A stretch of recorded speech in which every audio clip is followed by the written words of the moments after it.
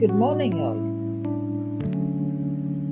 From the coffee you sip in the morning to the policies that shape entire nations, economics is behind every decision. Let's explore how it connects our daily lives to the bigger world. Well, economics is more than numbers, it is the science of choices, trade offs, and possibilities. By understanding it, we don't just study the world, we learn how to change it. Can you identify these two cities? Which countries do they belong to? What visible differences do you notice between these two? Yes, you have rightly identified. These are these are two different countries, and indeed, USA and Saudi Arabia. You are right. And as you can see, two different cities, Riyadh and New York. So, what similarities and differences do you notice between these two countries? Looking at the pictures, what clues do you see about their economies? Which country might produce more technology and why?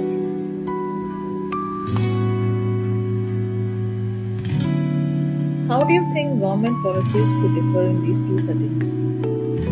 If you had to invest, which country would you choose and why?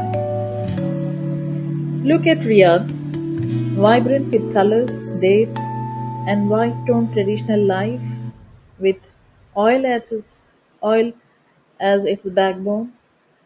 And also look at New York, a skyline of tall buildings, busy markets, and small street stalls. Both cities are alive, but in a very different ways.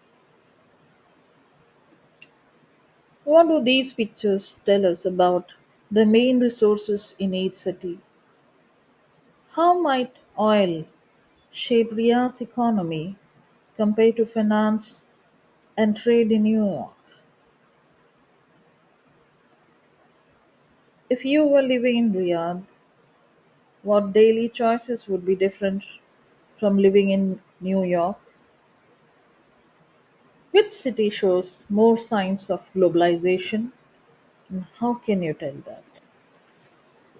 Imagine you are in New York with $10.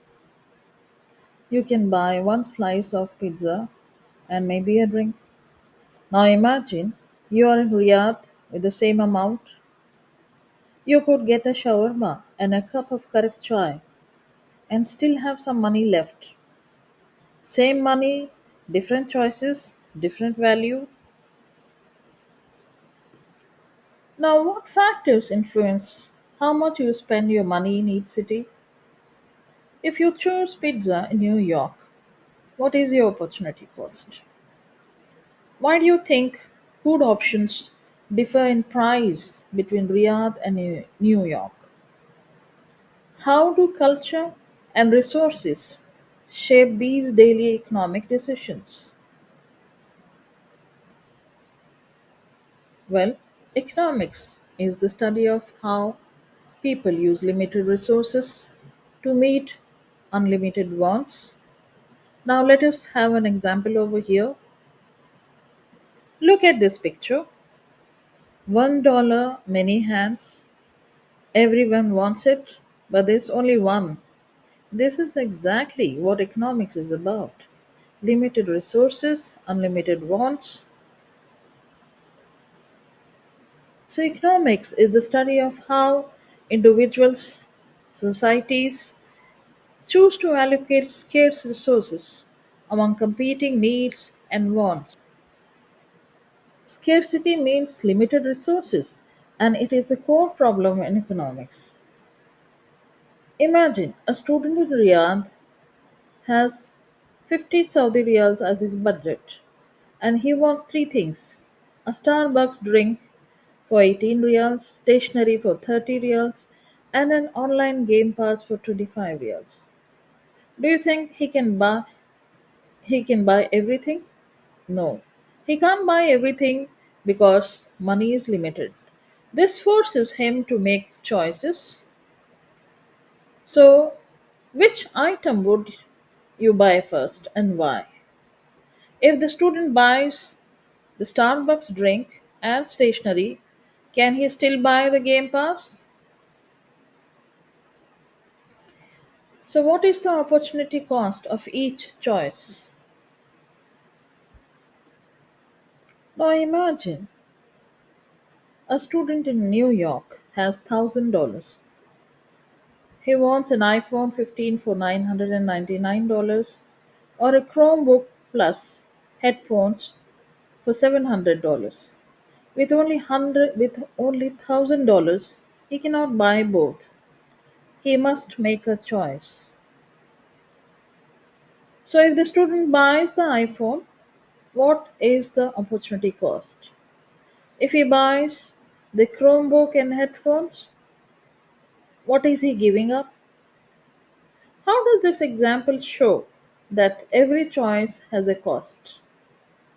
Do you think some choices are easier than others? Why?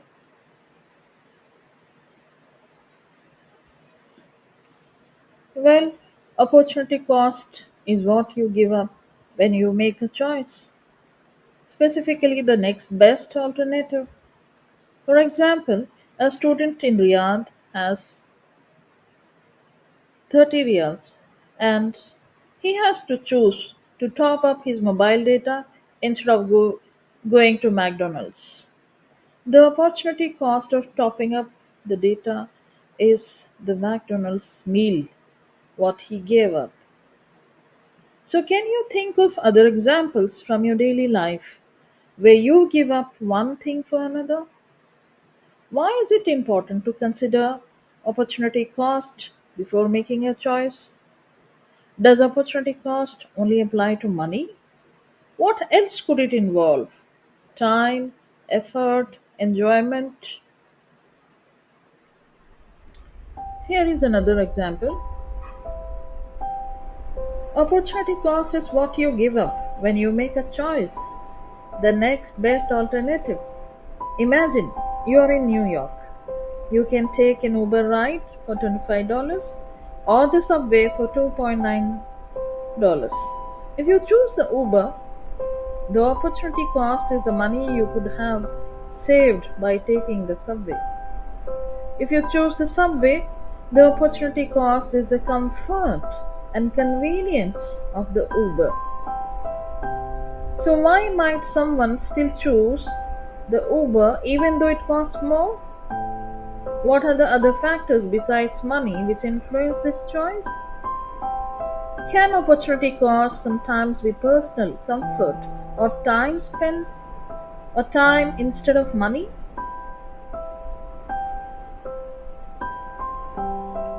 So these examples show that scarcity forces choices and choices always involve trade-offs. Well, economics is not just about individual choices. It also affects how government and policies shape our lives. For example, in Riyadh, if the government cuts a subsidy, petrol prices go up. This affects transportation costs and daily spending indeed. On the other hand, in New York, when the minimum wage increases, fast food prices may rise, affecting what people may pay for their meals. These examples show that economics is everywhere, from personal decisions to citywide and or national policies.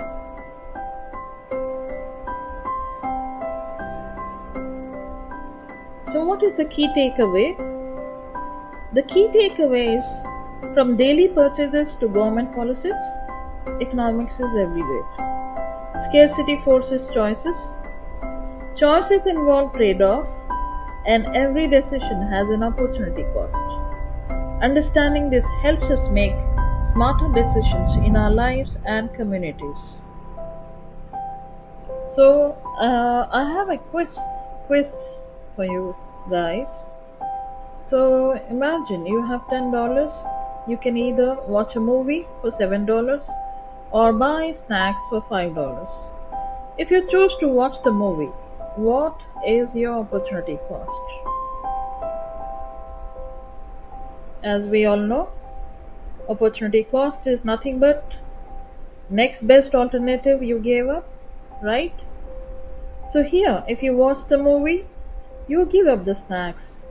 So the opportunity cost of watching the movie is the snacks you could have bought. So what if you bought the snacks instead? What would be the opportunity cost?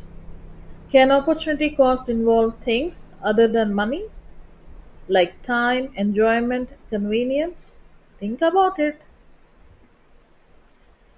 So we have come to the end of the session here.